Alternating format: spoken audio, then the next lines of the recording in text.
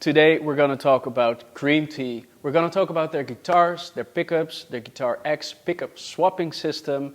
Also, we're going to have a chat with the founder of Cream Tea, Tim Lobley. And we're going to, of course, play some guitar and listen to some sounds.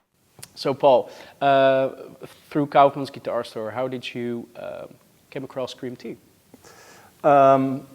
Well, the first time we heard of them was because we had a Patrick James Eggle guitar, which had Cream Tea pickups in it. And we loved those pickups. So we called Patrick and we asked him, where do you get these pickups from? And he told us, okay, they're from a company called Cream Tea. Cream Tea started over 20 years ago manufacturing pickups. And then recently have got into guitars. And we manufacture pickups for Billy Gibbons is the most notable one, but plenty of other people as well. Bernie Marsden, who's sadly passed away, Jeff Beck, who sadly passed away. We've got Jeff Whitehorn. We've got lots of people that we've manufactured pickups for, and they're using them in their guitars. Derek Trucks, as well as another one who's a strong advocate of our pickups. So that's me basically. The history of Cream Tea. Did you start out with the pickups, and then because, for instance, like the Aurora, you co-designed this with Billy Gibbons, and it was very much a pickup manufacturing company, and then as a separate entity, I was within my own shop. I'd been stocking a brand of guitars called Relish, made in Switzerland, and they developed this pickup swapping technology, what I thought was really cool.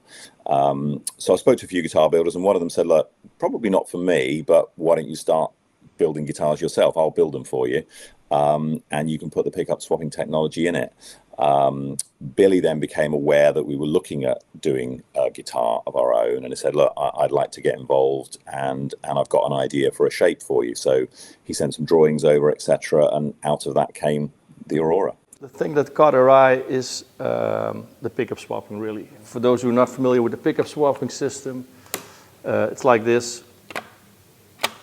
And you just take the pickup out, and you can have a whole array of pickups, different brands, different types.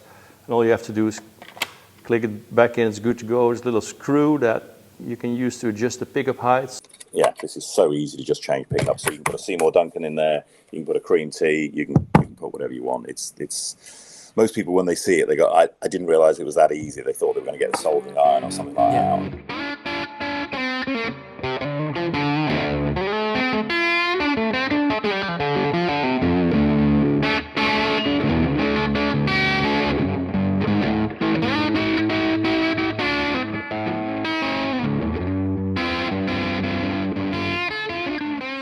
GuitarX.com website with a range of pickups. There's Cream Tea pickups, there's Seymour Duncans, there's Gibsons, there's Fenders, you can buy loads of different pickups for any guitar that's equipped with GuitarX. And we've got another three guitar manufacturers that are incorporating that technology into their guitars very soon. So you might have, we've got somebody who manufactures a Les Paul that's coming along, and we've got somebody that manufactures just an offset. So you can, once you've got one guitar and a bunch of pickups, you can then swap them amongst them. The Polaris, it's a new model, but before the interview started, actually, it's longer in development than yeah. So you obviously preempted me with some of the what we might be talking about, and the Polaris. This was not something where we thought, let's design an HSS. This was an industry veteran, somebody I've known for many years, had been working on this guitar for 3 years, but didn't necessarily have the resources or the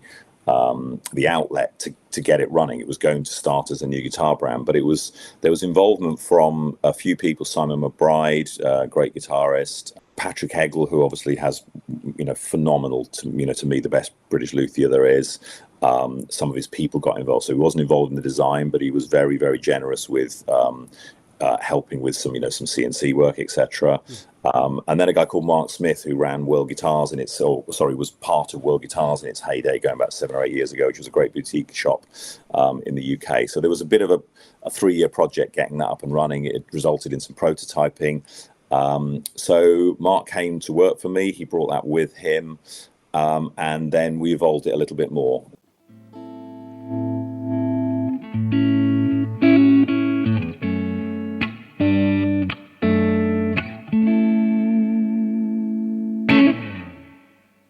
inspired by the golden age of Yeah. the West Coast guitar. Yeah, absolutely. And again, it was trying to draw a lot of the bits. Mark Smith was driving the project for the 3 years, really. He was the instigator of it. And Mark, during his time with World and then on beyond other things he did, he was responsible for a lot of the Tom Anderson guitars going into the market, taking customer requirements of going in. And, Tom Anderson's a huge influence for me in terms of a respected brand. I think the guy is amazing. So there was a sort of a, not a literal database, but a mind of information around what people wanted out of these S-style guitars. And, like you said earlier, you can't please everyone with everything. So, we had some recent feedback. Why don't you do an HSH? Well, we'd always had that on the car, but you can't launch everything at the same time. Or, it could be 24 frets, or why don't you put stainless steel frets? And they're all good ideas. None of them are wrong. But at some point, you've got to make a decision and come with one, with one version.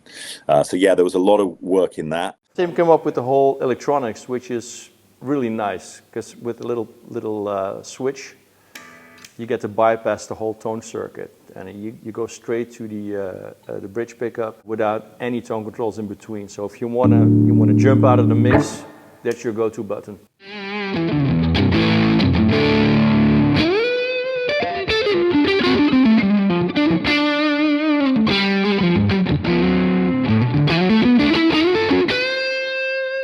We wanted, a really hot bridge, and then a classic sounding S-style single coils, but they needed to match up. So you can't just put, a neck and a middle from a classic S and then put a really hot bridge with it. So getting the balancing was probably the most, the hardest bit of that, getting that balance between hot, but also being able to get the S-style, sound out of it.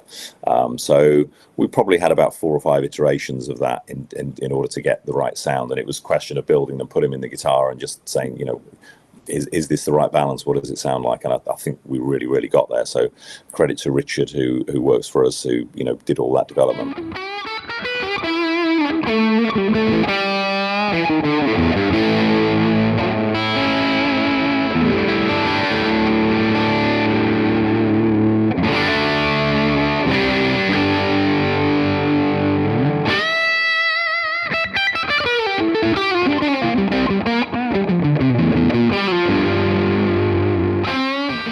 Coming to their HH model, which is a hardtail model, this has an interesting feature because it has a 6-way switch.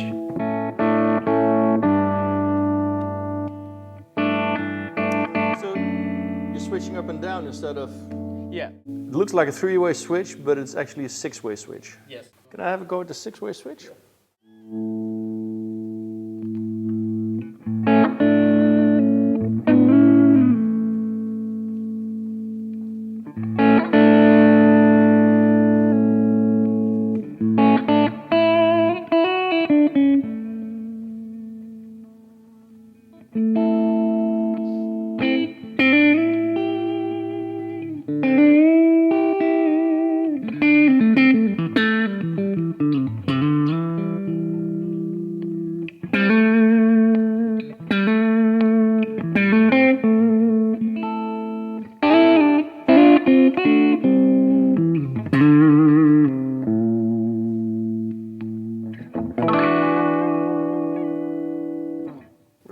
The switch is also customizable, and of course the Polaris has creme de la creme, which is, if I'm not mistaken, you can really customize the guitar.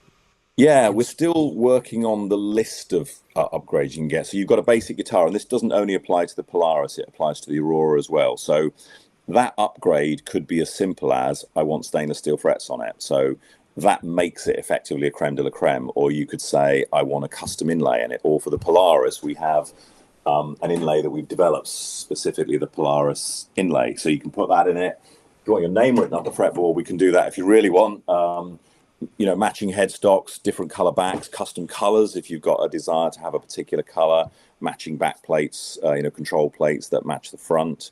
So pretty much within a reasonable capability. If you want it done, we can do it. So This is not where Creme de la Creme has a fixed price point. We're probably about to publish in the next week to 10 days a shopping list. So there'll be a base price and then there'll be a shopping list of those upgrades. But as I say, it doesn't only apply to the Polaris, it also applies to the Aurora as well.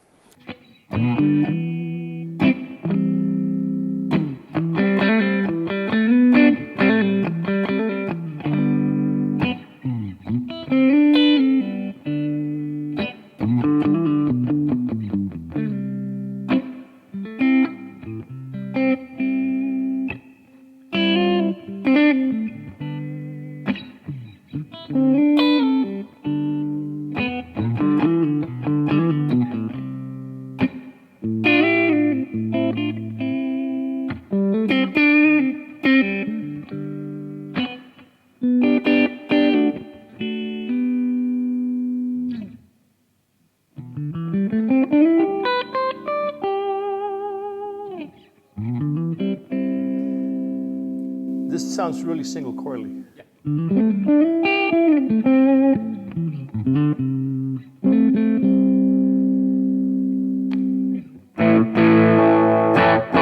They have P90s as well for these, so that gives you a whole different flavor in an otherwise modern guitar. It's not something you find in a lot of guitars. Because all the Cream Tea guitars there are hand-built in the UK, right? Correct. Yeah. Is it specifically done like hand on hand, or is like some assembly? It's kind of hybrid. So Yeah. firstly, obviously electronic components you import, but this is literally big pieces of wood coming into a manufacturing facility, and we cut everything. We're not buying in bodies or necks, which is a very common model now. This is literally the whole guitar is made, and it's difficult to define made by hand.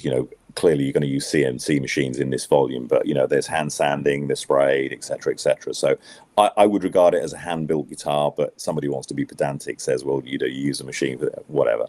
But yeah, they are essentially hand-built, and everyone is individually made. So I was at the factory yesterday watching them being sprayed and watching them being sanded and individually assembled, and everyone's done with love and care. Well, price-wise, it's really interesting as well.